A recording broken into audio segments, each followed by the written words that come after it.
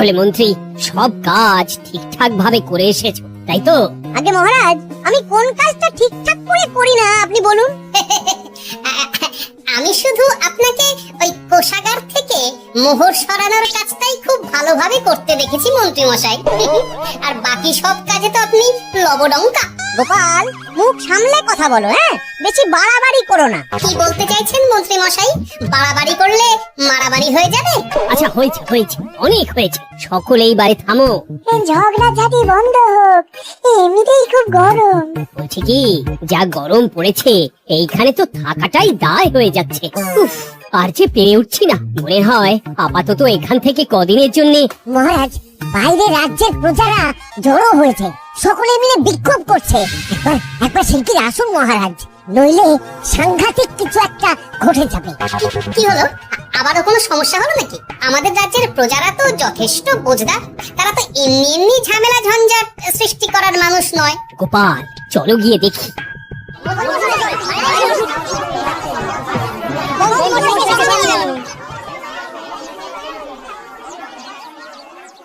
কি ব্যাপার, তোমাদের কি সমস্যা হয়েছে? এইভাবে বিক্ষোভ করছো কেন? মহারাজ, মন্ত্রী মশাইকে সামনে আনুন, তারপর বলছি কি হয়েছে না হয়েছে। ছেড়েছে। আরে, আমাকে ডাকছে কেন? আচ্ছা, বলছি তোমরা একটু শান্ত হও। আমি বুঝতে পারছি তোমরা কিছু একটা কারণে খুবই অসন্তুষ্ট হয়েছো, তাই সেই জন্য বলছি আগে শান্ত হও, তারপর বলো মন্ত্রী মশাইকে কেন খুঁজছো, উনি কি করেছেন? গোপাল দাদা, তুমি তো জানোই রাজ্যে যা গরম পড়েছে, তার জন্য খাল বিল পুকুর নদী নালা একেবারে শুকিয়ে গেছে, চারিদিকে জলের হাহাকার। হ্যাঁ হ্যাঁ, সে তো জানি। গত সপ্তাহে এই সমস্যার কথা জানিয়ে মহারাজকে অনুরোধ করে গিয়েছিলাম যে রাজ্যের বাঁধটা যাতে খুলে দেওয়া হয়। কেন? আমি তো তোমাদের কথা রেখেছি। আমি তো দুদিন আগেই মন্ত্রীকে পর্যাপ্ত পরিমাণে মোহর দিয়ে বাঁধ খোলার কাজে পাঠিয়েছিলাম। কেন, উনি কি বাঁধ খোলেনি? সেইটা ওনাকেই জিজ্ঞাসা করুন। গত দুদিনে উনি তো বাঁধ খুলতে আসেননি, উপরন্তু আমরা ওনাকে ডাকতে গেলে উনি আমাদেরকে তাড়িয়ে দিয়েছেন। সে কি, এ তো ভারী অন্যায়। দুদিন ধরে অপেক্ষা করে আর না থাকতে পেরে আজকে আমরা এখানে এসেছি। এই অবস্থা আমরা কি করব? যদি আমাদেরকে আমাদের রাজ্য সাহায্য না করে তাহলে কোথায় যাব আমরা? ছি ছি ছি, আমি তো ভাবতেই পারছি না। মন্ত্রী, এই মন্ত্রী। মহারাজ, মন্ত্রী মশাইয়ের ব্যাপারটা পরে দেখে নিচ্ছি, আগে এদেরকে শান্ত করে চলুন। মনে রাখবেন, প্রজারা একবার বিপক্ষে চলে গেলে কিন্তু খুব মুশকিল হয়ে যাবে।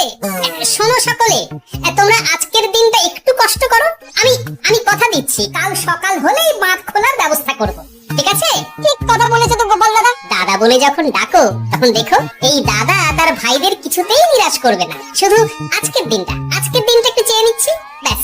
ঠিক আছে, আজকে আমরা চলে যাচ্ছি, কিন্তু কালকে কিছু না হলেই। কোনো কিন্তুরই জায়গায় নেই পুঁটির বাবা, আর তোমরা রাগ করো না। চিন্তা করো না, সকাল হলেই সাঙ্গ পাঙ্গ নিয়ে আমি বাঁধ খোলার কাজে নেমে যাব।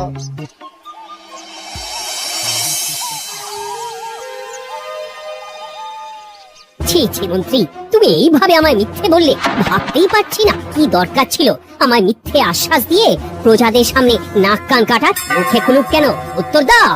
না মানে, আমার শরীরটা ঠিক ভালো ছিল না, তাই বাড়ি থেকে বেরোতে পারিনি। বলছি কি, শরীর খারাপ থাকলে রাজসভায় খবর দিতে পারতেন, আমরা কেউ দায়িত্বটা পালন করতাম। কি আছে? সমস্ত মোহরগুলো একত্র করে ঘাপটি মারলেন ঘরে। ছি ছি, জানাই আপনাকে ধিক্কার। সকলে মিলে করো প্রতিবাদের চিৎকার। মন্ত্রী মশাই, ছি ছি ছি ছি ছি ছি।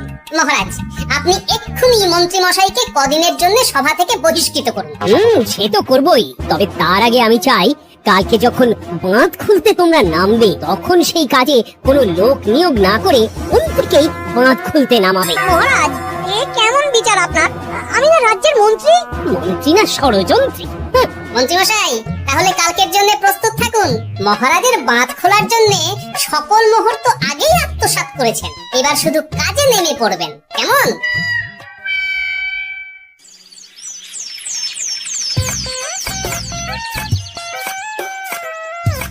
গোপাল, এইবারে ছেড়ে দাও, আর পাচ্ছি না।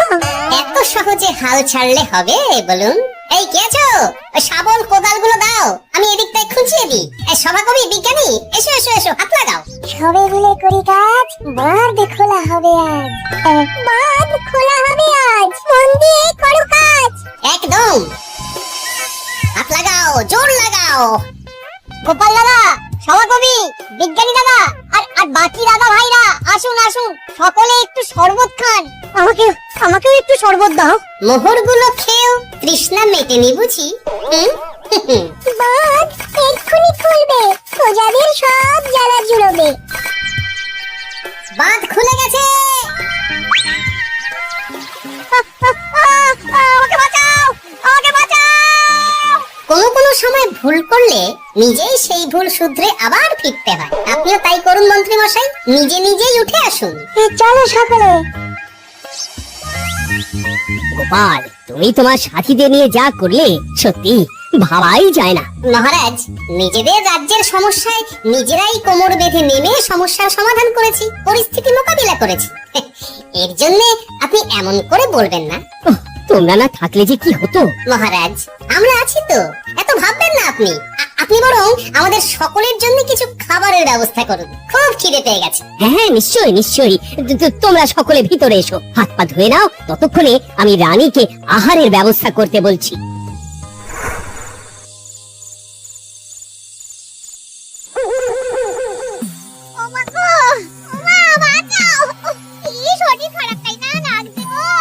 একে গিন্নি, কি হয়েছে নাকি? তুমি এইভাবে এখানে শুয়ে কাতরাচ্ছ কেন? হ্যাঁ, এই তো আমি চলে এসেছি। কি হয়েছে গিন্নি, তোমার কোথায় কষ্ট হচ্ছে? গরমে হাঁসফাঁস করছে গো, পারছি না। রান্না করতে গিয়ে খুব বাজে অবস্থা হয়ে গেছে গো, এই থেকে এইখানে পড়ে পড়ে গড়াচ্ছি। ঠিক আছে, আজ আর রান্না করতে হবে না গিন্নি, আমি রাজবাড়ি থেকে খেয়ে এসেছি। বাহ, নিজে খেয়ে এসেছে বলে আর রান্না করতে হবে না বলে দিলে? এদিকে রাত্রে আমি খাবো কি, সে খেয়াল আছে? হ্যাঁ, খেয়াল আছে, খেয়াল আছে। যাও, আমার জন্য রান্না চাপাও আর একটু জল দাও। দেখো, এত গরম পড়ে কৃষ্ণনগরের অবস্থা শোচনীয় হয়ে গেছে। বয়স্ক লোকেরা কোনো কাজই করতে পারছে না। সত্যি তো, এই গরমে রান্না করাটা খুবই কঠিন গিন্নি। কি বললে? আমি বয়স্ক লোক? আমার বয়স হয়ে গেছে, তাহলে নিজে কি? না না গিন্নি, আমি তোমায় কিছু বলিনি। আমি গোটা কৃষ্ণনগরের সাধারণ বয়স্কাদের উদ্দেশ্যে কথাটা বললাম। তোমার তো বয়স হয়েছে বলে মনেই হয় না গিন্নি। তাই বলো?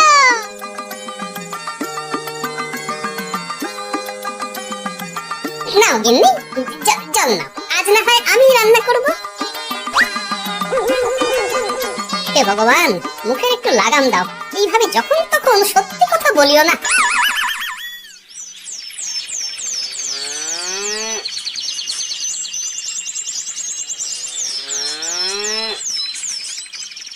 গোপাল দাদা, ও গোপাল দাদা, একবারটি বাইরে এসো, মহারাজ জরুরি তলব করেছেন।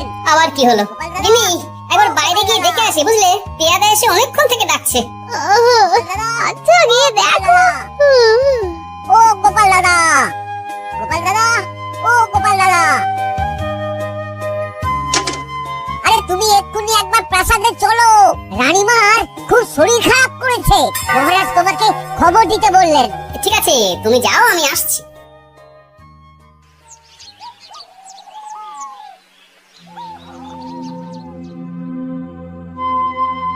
গোপাল, কি হবে বলো তো? রানী তো দুমদাম করে ব্যারামে পড়ে না। মহারাজ, ভয় পাবেন না, আমরা আছি তো। বৈদ্যকে পরীক্ষা করতে দিন, দেখি সে কি বলে। মহারাজ, অতিরিক্ত গরমের জন্য শরীরটা খারাপ হয়েছে। আসলে উনি এই তীব্র দাবদাহ দিতে পারেননি। তবে চিন্তা করবেন না মহারাজ, আমি বাড়ি গিয়ে এক ধরনের বিশেষ পথ্য পাঠিয়ে দিচ্ছি। রানীমা খেলেই সুস্থ হয়ে উঠবেন। মহারাজ, নিজের কানেই তো শুনলেন, রানীমার তেমন গুরুতর কিছু হয়নি, চিন্তা করবেন না। বৈদ্যর ওষুধে উনি সেরে উঠবেন। যাওয়ার আগে একটা কথা বলে যাই, গরমের এই দাবদাহ কিন্তু আরো ভয়ঙ্কর হবে, তাই সকলে খুব সাবধানে থাকবেন। শরীর যাতে ঠান্ডা থাকে এমন হালকা পাতলা খাবার খাবেন। আসি, রাজসভায় দেখা হবে। মহারাজ, বৈদ্যমশাই কিন্তু এটা ঠিক বলেছেন, গরম আরো বাড়বে, তাই দুজনেই খুব সাবধানে থাকবেন। কেমন?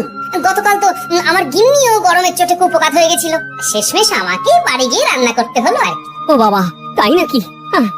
তাহলে তো খুবই চিন্তার ব্যাপার। আচ্ছা মহারাজ, আমি তাহলে এখন আসি, আবার রাজসভায় দেখা হবে। এই গরমে আর এখানে থাকতে পারছি না, বলছি কদিনের জন্য না একটু অন্য কোথাও গেলে হয় না গো? গিন্নি, এই গরমে ঘরেই থাকো, অন্য কোথাও যাওয়ার মোটে নাম করো না। বাইরে বেরোতে গিয়ে যদি কোনোভাবে গরম হাওয়া শরীরে লেগে যায় তাহলে বিপত্তির আর শেষ থাকবে না গিন্নি। কিন্তু এখানেও তো যা গরম পড়েছে, পচে গলে মরে যাই আর কি। উফ, গিন্নি, দয়া করে এসব বাজে কথা বলা বন্ধ করো তো। আমার আয়ু থেকেও তোমার আয়ু দীর্ঘ হোক। বাহ, তুমি এসব কথা কোথা থেকে শিখলে গো? এই তো তোমার থেকে আর কি।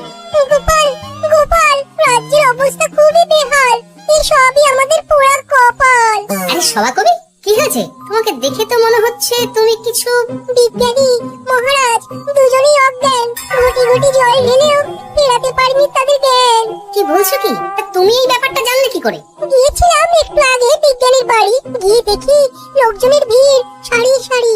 সে কি? শুনলাম মহারাজ তাকে কিছু বলতে এসেছিলেন, তারপরে দুজনে বাইরে বেরিয়ে আসতেই অজ্ঞান হয়ে গেলেন। মহারাজ বিজ্ঞানীর বাড়ি গিয়েছিলেন, তাও আবার রানীমাকে ছেড়ে? রাজবৈদ্য কত করে বললেন এই সময় যখন তখন ঘরের বাইরে বেরোবেন না। কে শোনে কার কথা? আমার মনে হয় মহারাজ তেমন কোনো গুরুত্বপূর্ণ কিছু কথা বলতেই বিজ্ঞানীর বাড়ি গিয়েছিলেন। গরম কমানোর উপায় আলোচনা করতে হয়তো গিয়েছিলেন।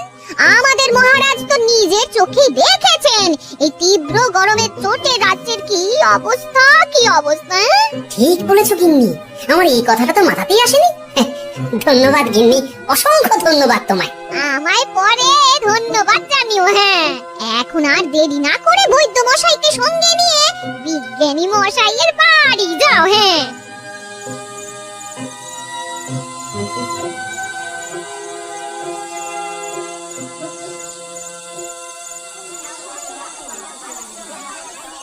কি বুঝছেন বৈদ্যমশাই? খুব একটা ভালো কিছু বুঝছি না গোপাল। দেখো, সত্যি বলতে ওই কৃষ্ণনগরের অবস্থা খুবই বাজে, তাই এখানকার মানুষেরা একে একে অসুস্থ হয়ে পড়ছে।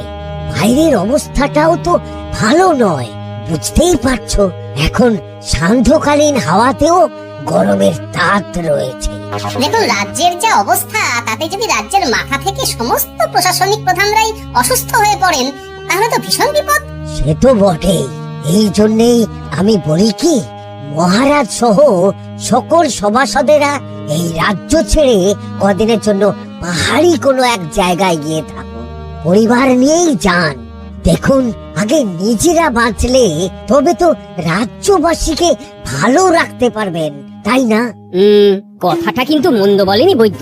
গোপাল, এই গোপাল, তুমি পাহাড়ে যাওয়ার ব্যবস্থা করো। এইখানে আর কিছুদিন থাকলে মরেই যাব। হ্যাঁ গোপাল, আমারও তাই মত। এক্ষুনি যা শরীরে ক্লান্তি এসেছে, আর কদিন এইখানে থাকলে মরেই যাব। মহারাজের অনুরোধে গরম কমানোর কোনো ব্যবস্থা তো করতে পারলাম না, বাইরে বেরোনো মাত্রই দুজনে মূর্ছা গেলাম। ঠিক আছে, বুঝেছি।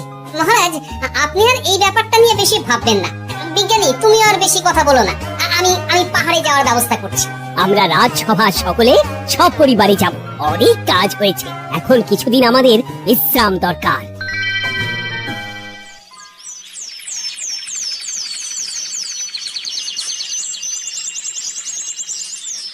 কি গোপাল, মন্ত্রীকেও তুমি আমাদের সঙ্গে নিয়ে যাচ্ছ? তুমি কি সব ভুলে গেছো? মহারাজ, আপনি খামোখা উত্তেজিত হবেন না। আপনার শরীরটা কিন্তু ভালো নেই। আর মহারাজ, আপনার রাজ্যে বাস করে আপনার থেকেই শিখেছি, বিপদের দিনে পরম শত্রুকেও দূরে ঠেলতে নেই।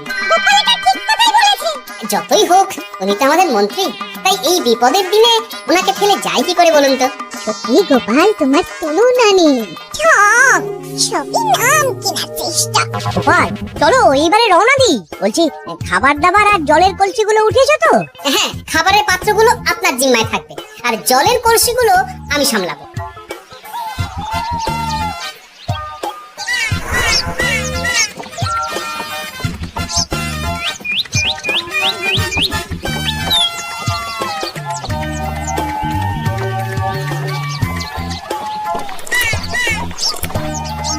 তুমি খাবার ছেড়ে শুধু জল খাচ্ছ?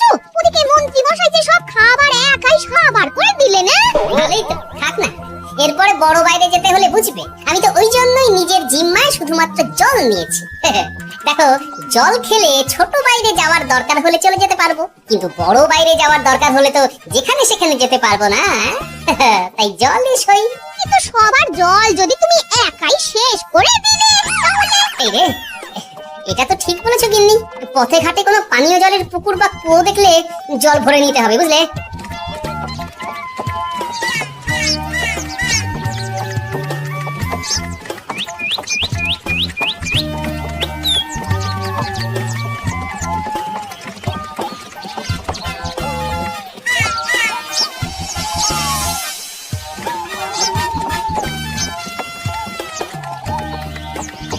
সকলে আসুন, দেখুন দেখুন মহারাজ আবার মূর্ছা গিয়েছেন।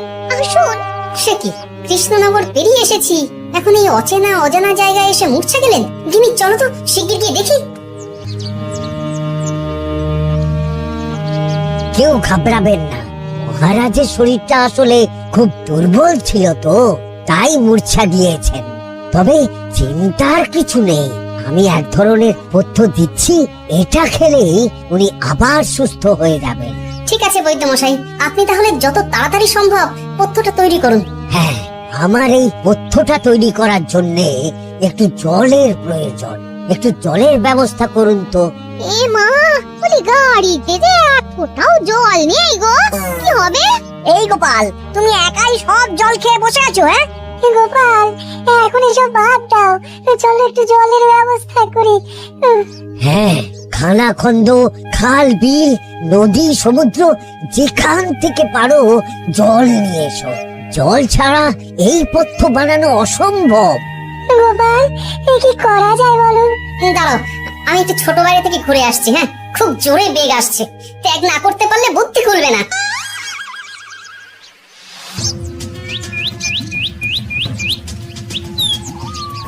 ও, ওদিকে একটা পাত কুয়ো দেখতে পাচ্ছি মনে হচ্ছে।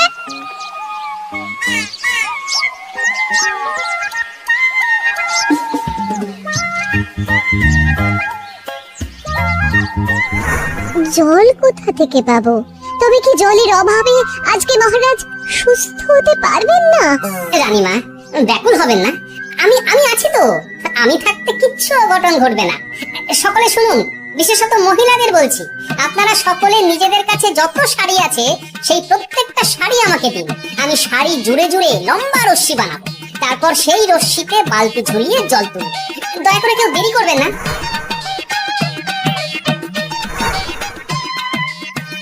এই নাও আমার 5খানা শাড়ি। হ্যাঁ, এই নাও আমার 10খানা শাড়ি।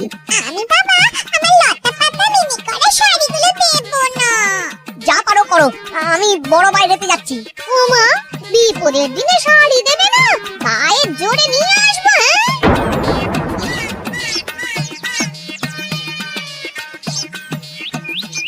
এ বাবা, এখনো কিছুটা কাপড় লাগবে তো। যা গভীর পাতকুয়া, সবার সব শাড়ি তো কাজে লাগিয়ে দিয়েছি, এখন কি হবে? আরে ওই তো কার একটা ঝোপের কাছে ধুতি পড়ে রয়েছে, যাই ওইটাই নিয়ে নি। এই গোপাল গোপাল, আরে করো কি ওটা তো আমার ধুতি। আরে আরে আমি এই ঝোপে বড় বাইরের জন্য এসেছি। আরে মন্ত্রী মশাই, বড় বাইরে করার সময় অযথা অন্যদিকে মন দেবেন না, তাহলে পেট সাফা হবে না।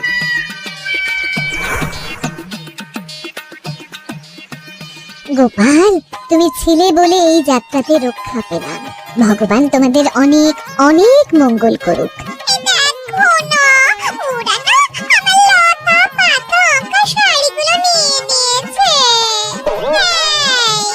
দূর তোমার শাড়ির লতা পাতা, আমি নিজেই জড়িয়েছি বড় বড় ঘাস পাতা। করছে রে, দূর